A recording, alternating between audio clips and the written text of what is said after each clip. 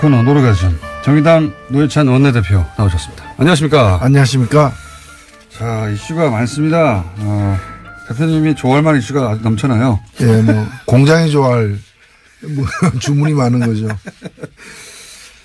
요거는 저희가 따로 다루진 않았는데 대표님 나오시면 얘기를 잠깐 해볼까 해서 남겨둔 아이템입니다. 그러니까 여자 팀 추월 스케이팅 관련해 가지고 사실 말들이 많습니다. 예. 많고 뭐 이틀 사이에 뭐 아주 뭐 대단한 분량의 댓글이나 관심들이 폭주하고 있는데 요 사안 어떻게 보십니까? 예, 굉장히 안타까운 현상인데요. 결국에 일단 빙상연맹에 모든 분이 다 고생도 하고 수고도 많이 하시는데 일부 고질적인 문제가 있는 것 같아요. 부회장 말씀하시는 겁니까?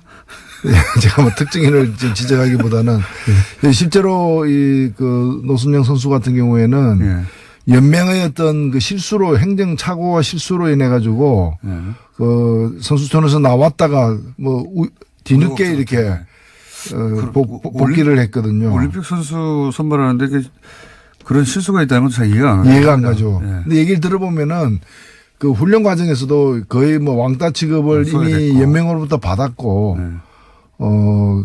그런 상태에서 이 경기에서도 보면은 함께 뛰었던 선수들이 납득이 갈 수 없는 행동을 우리 같은 사람이 보더라도 팀추월은 마지막 선수의 그 맞습니다. 순위로다가 모든 게 결정되는데 마지막 선수가 40m나 떨어져서 오고 있는데 그걸 몰랐다는 게 이해가 안 가고 저는 받아들이기 힘든 진술인 것 같고요. 뭐 전문가들이 그건 말이 안 된다는 얘기를 많이 했죠. 그러니까 경기를 포기하면서까지 누구를 왕따시킨 거라고 해석할 수밖에 없는 거죠. 지금은 이제 선수 개인에 대해서 이제 비난들이 있는데 물론 뭐 선수도 잘못했죠. 잘못했는데 공통적으로 전문가들이 하는 얘기는 올림픽에서 그렇게 큰데 4년 만에 한 번 있는 큰 데에서의 작전은 선수 개개인이 마음대로 짜는 게 아니다. 이게 공통적인 지적이에요. 결국은. 그러면 그 코치진 위에 어떤 감독 혹은 뭐 그 위에 연맹 뭐 이게 계속 책임 단위가 올라갈 수밖에 없는 거죠 이게. 왜 이렇게 했는가. 이거는 꼭 우리 옛날 이 얘기 중에 그 콩쥐 파찌 있잖아요.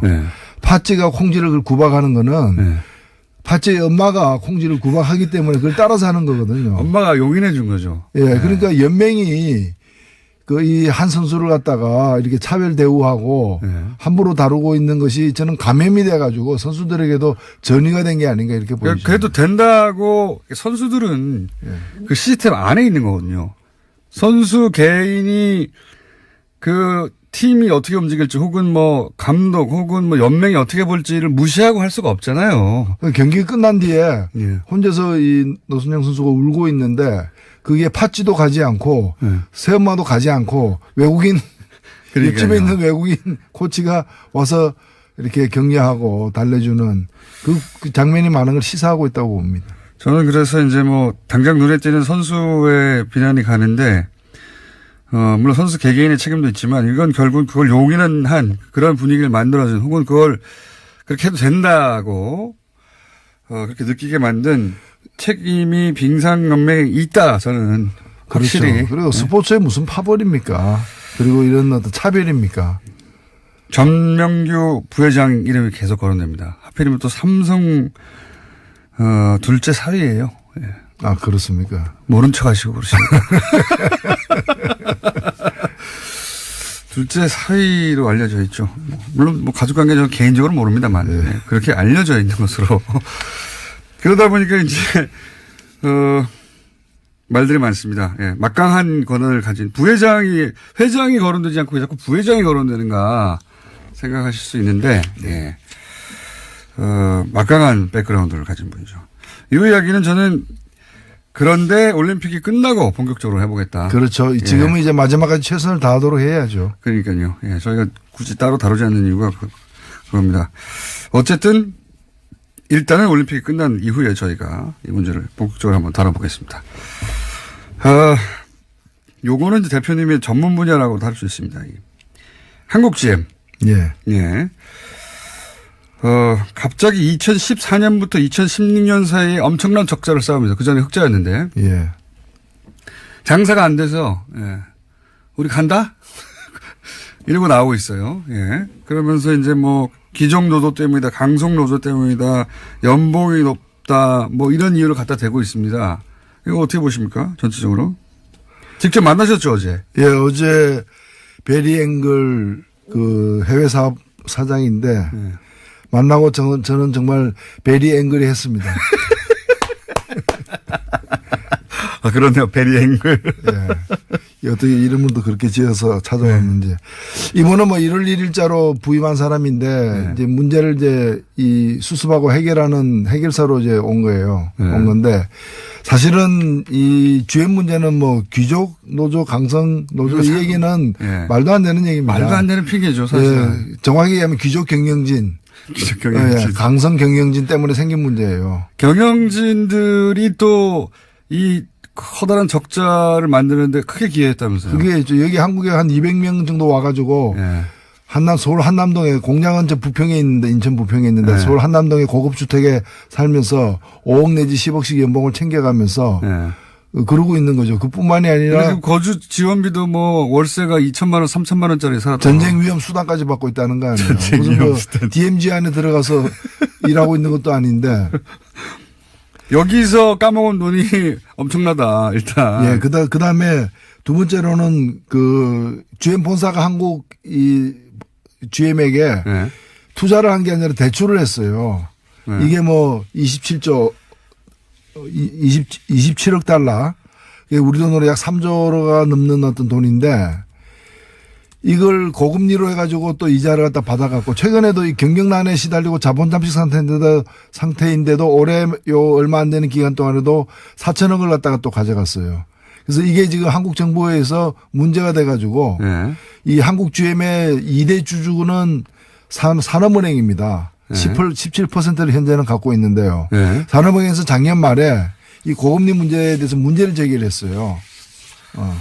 잠깐만요. 예. 제가 깜빡 착각했습니다. 이 전명규 부회장이 삼성이 아니라 김재열 회장이 삼성삼이네요. 헷갈렸습니다. 전명규 씨는 그 체육인이죠. 그렇습니다. 이번에 뭐 또 여러 두 가지 분이 엮여서 계속 청문회 때 많이 나왔는데 예. 뭐 특정 학교 출신을 비호한다거나 뭐 맞습니다. 이런 맞습니다. 예. 문제 제기를 많이 받고 있는 분들이죠. 회장이 삼성사회고 부회장은 삼성사회가 아니었네요. 예. 두 분을 헷갈렸습니다. 정정합니다. 예. 어쨌든 삼성이 빙산연맹과 관련은 있습니다. 네. 자, 계속 말씀하시자면 그래서 어제 와서 뭐라고 그랬습니까? 어제 와서는 이제 일단은 오기 전에 상황이 뭔가면 군산공장 폐쇄라는 일방적인 그렇죠. 그 폭탄선을 한 거 아닙니까? 그것도 2월 말까지 결정하라고 예. 우리 가니까 대책을. 그래서 어제 국회에 온 것은 이제 일종의 그 외교를 하러 온 거예요. 네. 외교를 하러 온 건데 한국 정부의 어떤 지원이 필요하다라는 걸 갖다가 돈 좀 줘 이거 아닙니까? 그 지원을 해주면 우리가 남아서 네. 부평 창원 공장은 살려보겠다. 네. 이제 이런 식인데 사실은 이 지금 실갱이가 작년 말부터 시작이 되었고요. 네. 그 1월 초부터는 여러 차례 저쪽에서 안을 지금 내고 있습니다. 네. 그 안은 뭔가면은 한국에 지금 뭐 고리대금업 하듯이 본사가 자기 이 지사에게 네. 돈을 투자를 안 하고 빌려줘서 막 뜯어가는 5천억 예. 뜯어갔다면서요. 예. 그 다방면으로 들어가고 있는데 그걸 갖다 출자 전환을 하겠다. 출자 전환을 예, 하겠다. 27억 달러를 출자 전환하겠다. 네. 그러면은 현재 산업은행이 17%의 지분을 갖고 있는데 네. 산업은행이 지분율이 떨어지잖아요. 그렇죠. 그래서 지분율을 17%로 유지해라. 네. 그러려면 산업은행이 돈을 더 투자해야 된다는 거죠. 그렇죠. 계산해 보면은 여기서 한 5천억 정도의 추가 투자를 산업은행에 네. 대한 한국에 대한 추가 투자를 요구를 한 겁니다. 5천억. 네. 자기들은 이미 뜯어간 이자로 뜯어간 사실은 한국지점 줄 필요가 없는 돈을 뜯어갔으면서 그걸 추가로 돈을 드리는 게 아니라 그걸 출자 전환하고 네. 그죠? 출자 전환을 하고 남은 뭐 빚들을 그리고 한국 정부는 산업은행이 사실 한국 정부랑 마찬가지죠. 5천억 더 내놓고 거기에. 그러니까 새 돈을 내놓는 게 아니라 이미 들어와 있는 그렇죠. 돈을 네. 갖다가 이제 그게 앞으로 이자를 안 받아가겠다는 뜻 이외에는 아무 뜻도 아닙니다. 새로운 돈이 들어오는 게 그러니까 아니죠. 투자하는 게 아니고. 네. 그 대신에 이제 자기가 신차 두 종을 배정을 하겠다. 네. 이 신차 두 종을 갖다가 개발하는데 앞으로 한 2년 이상 걸리는데 2년 내지 4년 걸리는데 여기에 들어가는 돈이 자기들 계산으로는 한 25억 이상이 되는 돈이 들어간다는 거예요. 네. 그래서 그에 또 걸맞는 또 추가 투자를 갖다가 산업은행 등이 네. 해달라. 자기들은 돈을 안 내고 산업은행이 돈 예, 내라는 또 세금 겁니다. 지원도 네. 또 해달라. 그래서 이 두 가지를 다 합하면은 추가로 한국 정부가 한국이 1조 원 넘는 1조 원에 해당되는 돈을 갖다가 더 달라. 그겁니다. 그러면은 창원하고 이 부평 공장을 유지하는데 예. 과거에 한때 우리나라 GM이 제일 많이 생산할 때는 120만 대. 예. 그전에는 2014년까지는 평균 100만 대 연간 생산을 했는데 예. 앞으로 이제 50만 대 수준으로 낮춰가지고 두 공장에서 네. 50만 대 수준의 생산을 계속할 테니까 1조 원 내놔라. 네. 지금 그 베팅을 하고 있는 거죠. 그런 거죠. 뭐 1조 원 내놓고 이렇게 떠나면서는 만약에 떠난 결정을 한다면 돈을 안 줘서 우리가 적자라 써란다고 이제 핑계도 되는 거고요. 그 얘기는 어제 분명히 했습니다. 자기들은 한국에 남고 싶다라고 여러 차례 얘기하면서 네. 계속 적자가 발생할 시에는 자기들이 여기 남는 것은 불가능하다. 마치 이제 떠나는 게 아니라 남는 것이 불가능하다. 남는 것이 불가능하다. 이제 그러면서 제가 알고 있는 미국의 페어팩스에 3천억짜리 투자를 해요. 미국에는 또 예. 공장을 여기 폐쇄하고 거기다 사실상 옮기는 거랑 마찬가지입니다. 거기 빼가지고. 그러니까 기본적으로 미국도 트럼프도 급하지 않습니까 지금. 그 세계로 떠났던 미국의 자동차가 돌아오고 있다. 이런 광고를 하고 싶어 하고 실제 GM이 미국으로 돌아온다고 막 광고하고 있어요. 트럼프는. 사실 이거 돌아가는 게 아니거든요. 그러니까 예. 트럼프가 최근에 트위터에다가 예. 그 한국 군사공장의 폐쇄 소식을 전하면서 예. 이제 GM이 디트로이트로 군산공장이 네. 뒤에 디트로이트로 돌아오고 있다고 했는데 사실은 이 설비라가는 물량이 돌아가는 게 아니에요. 예. 어찌 보면 한국에 있는 그 군산공장에서 생산하던 걸 이제까지 줄여왔는데 예. 글로벌 경영을 하는 GM이 곳곳에서 여러 가지 기술 자기들의 품질의 문제, 예. 가격의 문제 때문에 열세를 철수하는 거죠. 면치 예. 못하고 있어요. 예. 경영 실패예요. 그것 때문에 자기 사업장이 해외에서 줄어들고 있는데 마치 이것이 줄어들어서 미국으로 오는 것처럼 예. 거짓말을 하는 거죠. 광을 파는 거죠. 예. 광을 팔면서 아마 GM은 거기도 장사를 하고 있을 거예요. 우리가 말씀하신 작체 문제 때문에 돌아가는 건데 트럼프 대통령이 광고할 기회를 주고 대신 미국에서도 세제 혜택이나 뭐 돈을 받겠죠. 네. 예. 왜냐하면 트럼프 대통령도 지방선거가 급하니까 중간선거가 한국에는 또 동시에 이렇게 돈 안 주면 떠난다 협박하는 거고. 그렇습니다. 정확한 얘기입니다. 돈 줘도 떠날 것 같아요, 저는. 한 2년 있다가, 한 1, 2년 있다가. 호주에서도 그렇게 해가지고 지원했는데 나중에 떠나버렸잖아요. 예, 그렇기 때문에 이제 이 투자에 대한 확약서를 사실 받아야 된다는 얘기도 많습니다. 우리가 네. 이제 일단은 먼저 제기되고 있는 어제 제가 이제 이 베리앵걸 씨에게 얘기를 했습니다. 네. 당신들이 국회에 찾아온 거는 환영하는데 네. 군산 공장 폐쇄하기 전에 찾아왔어야 됐다. 그렇죠. 그래가지고 자기들이 어려움이 있다면 이런 어려움이 있는데 같이 해결하자라고 얘기를 했었어야 됐다. 네. 너무 늦었다. 또 두 번째는 뭔가 하면은 당신들이 여러 의혹이 있다. 네. 어제 그 사람들이 와가지고 노조가 어떻고 이런 얘기 한마디도 안 했어요. 안 통하니까. 안 거기서. 통하는 거죠. 아니 그 20년 근무해가지고 300만 원 받고 있는데 네. 노조 얘기를 뭐 합니까? 아니, 자기 임원들 집값만 월세가 3천만 원이었다는데요. 그러니까요. 네. 그래서 여기 어제 그 와가지고 와온 사람들에게 제가 이거 공동조사단을 만들자. 실사단을. 그래서 네. 지금 지금 제기되고 있는 의혹이 뭔가 하면은 GM 본사 내지 다른 해외 공장에서 만든 부품을 우리나라에 보내가지고 완성차 만드는 부분도 있어요. 네. 이때 부품을 갖다 값을 엄청 올려가지고 그렇죠.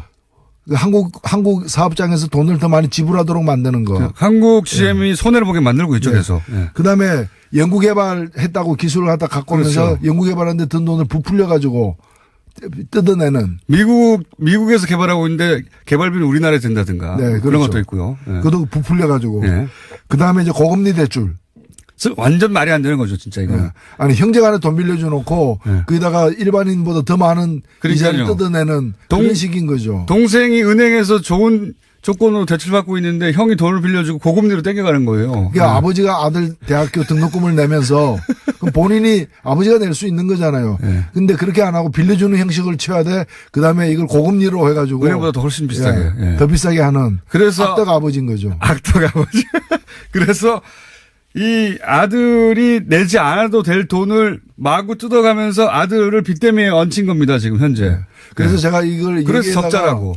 이 조사를 하는데 노조라거나 다른 주주들, 예. 투자자들도 포함해서 산업은행과 함께 예. 그 한국GM 경영진과 함께 심사를 하자라고 이제 제안을 했어요. 그랬더니 예. 답변이 뭔가 하면은 산업은행하고 자기들이 예. 이 알았어. 제3자 기관에다가 맡겨서 실사하겠다는 거예요. 그러면서 그 실사할 때 뭐를 실사할 것인지를 산업은행하고 협상하겠다는 거예요. 산업은행도 그래서 산업은행이 자세를 똑바로 갖춰야 돼요. 과거에 론스타나 이렇게 먹튀들 사건들 보면 그쪽 이제 외국 자본만의 문제가 아니라 그 외국 자본이 요구하는 것을 받아주고 거기 보조를 맞춰주고 이익을 공유하거나 하는 소위 검은머리 외국인들이 있었거든요. 그러니까 이런 그 외국 자본들이 우리나라 시스템을 마음대로 할 수 없으니까 그 한국 시스템 내에서 그들을 도와주는 사람들이 꼭 있었어요. 잘 드러나지 않는. 그걸 믿고 있는 게 아닌가 싶기도 한데요. 산업은행은 사실 공적 자금입니다. 그 다루고 있는 돈이. 세금이죠, 세금. 예, 네. 그래서 자기들이 그냥 사기업이 아닌 거죠. 국채은행인데요. 예. 네. 그래서 산업은행이 처음에 이 GM에 대한 한국 GM에 대한 지분이 28%였어요. 네. 근데 지금은 이제 17%인데 네. 초기에 28%이 시절에는 산업은행의 동의 없이 제2대 주주의 동의 없이 어떠한 사업장도 폐쇄를 못하게 돼 있었어요. 그렇죠. 자산 매각도 안 되고. 예, 근데 지금은 그게 가능하게 돼 있는데 그렇더라도 2대 주주인데 예. 군산공장을 갖다 문 닫겠다고 하는데 산업은행이 반대표 안 던졌다는 거죠.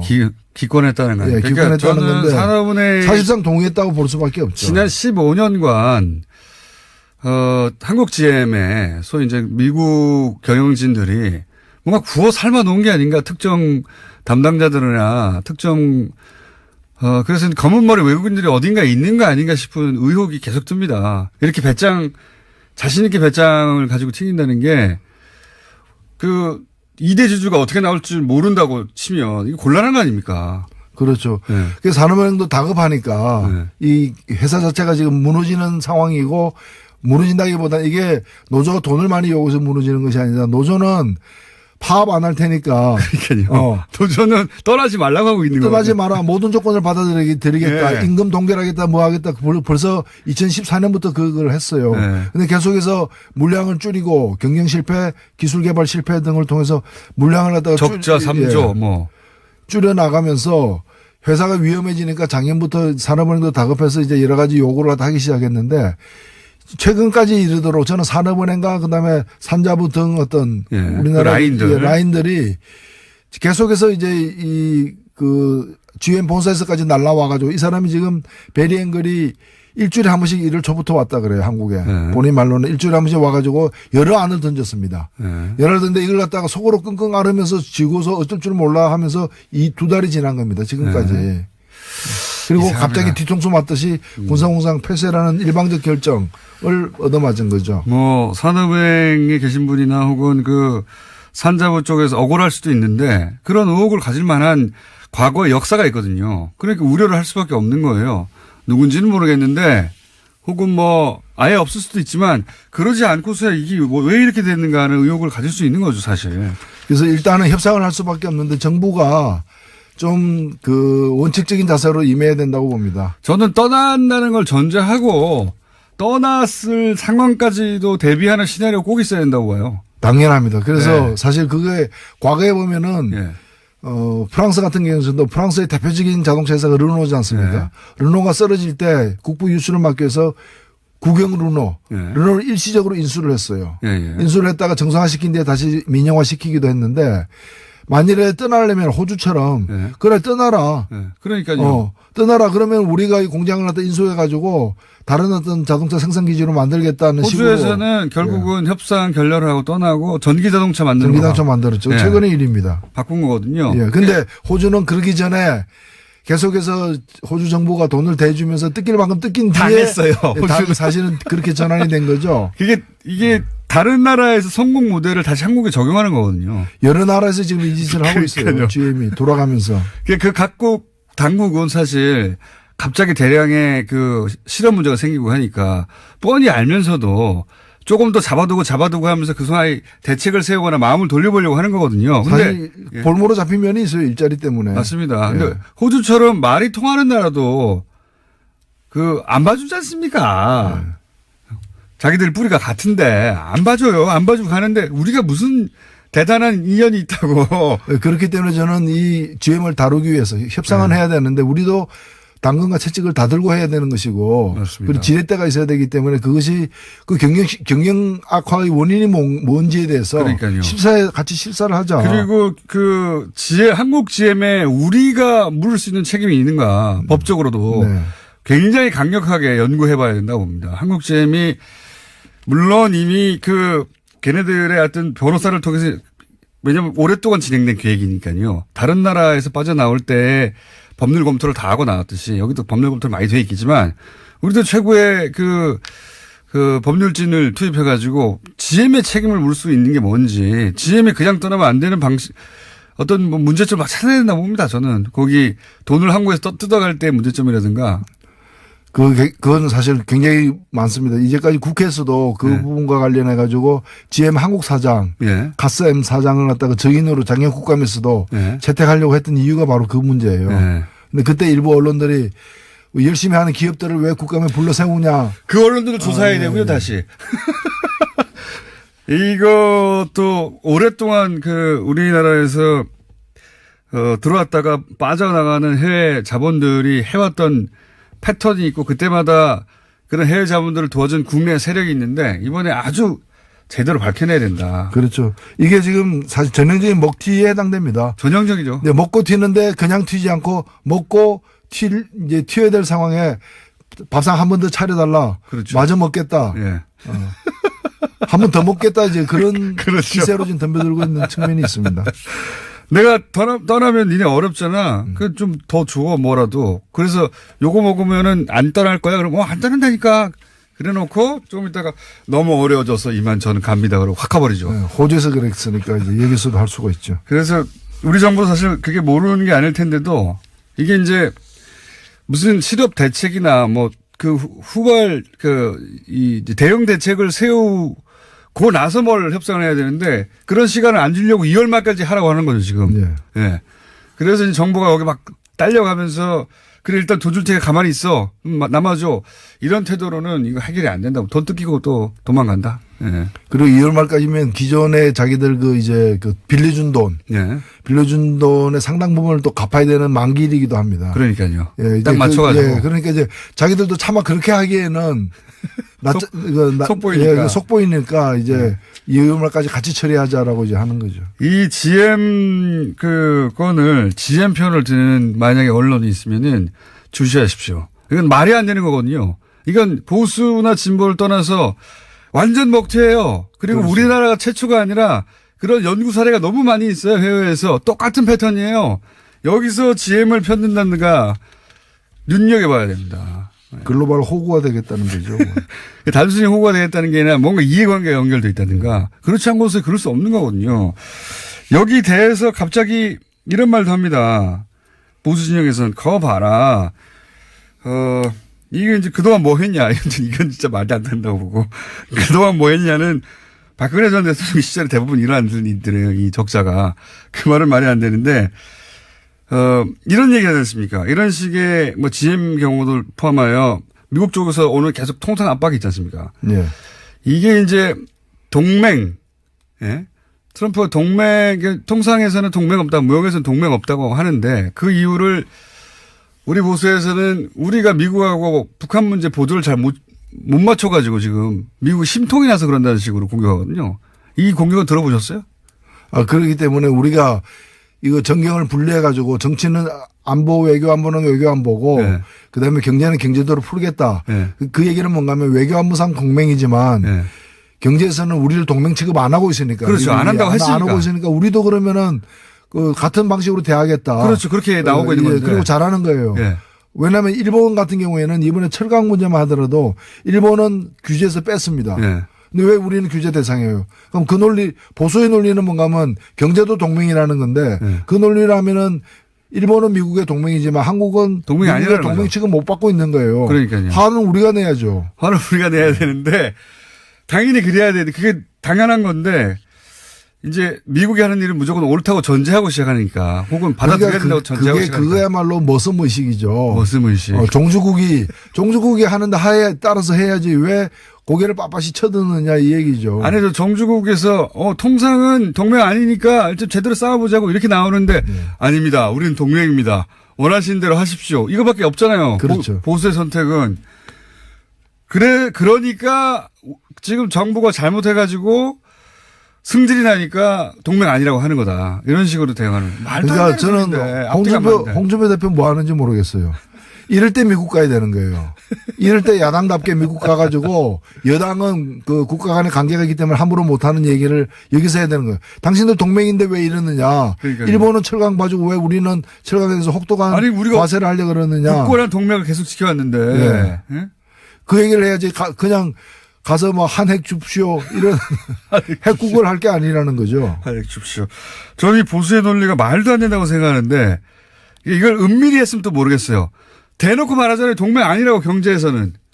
통상은 동맹 아니라고 트럼프 대통령 입으로 계속 말하는데 여러 나라에 대해서 우리나라 포함해서. 그런데 우리가 동맹인데 어떻게 똑같이 상대할 수 있느냐 대응할 수 있느냐 이게 말이 됩니까? 이게 뭐 대한민국이 미국을 먹여 살리기 위해서 존재하는 것처럼 얘기를 해서는 안 되죠. 자, 마지막 이야기 하나만 해볼까요? 서울시장 선거 어떻게 될 것 같으십니까? 안철수 대표 출마할까요? 안철수 대표 출마하면 노회찬 대표 출마합니까? 1대1로 하면 이기죠, 제가. 꼭 그걸 제가 뭐 얘기해야 합니까? 그럼 안철수 대표는 저기 자유한국당 후보하고 뭐 단일화하거나 연대하고 또 노회찬 대표는 박원순 서울시장하고 시장님 물러서시죠. 제가 하겠습니다. 이렇게 딜이 되는 거 아닙니까? 1대1 하면. 아니요, 뭐 1대1로 하면 누가 나가도 이기겠죠. 웬만하면 이긴다고 봅니다. 혹시 나가실 계획은 있으십니까? 예? 나가실 계획은 있으십니까? 1대1이 되면요.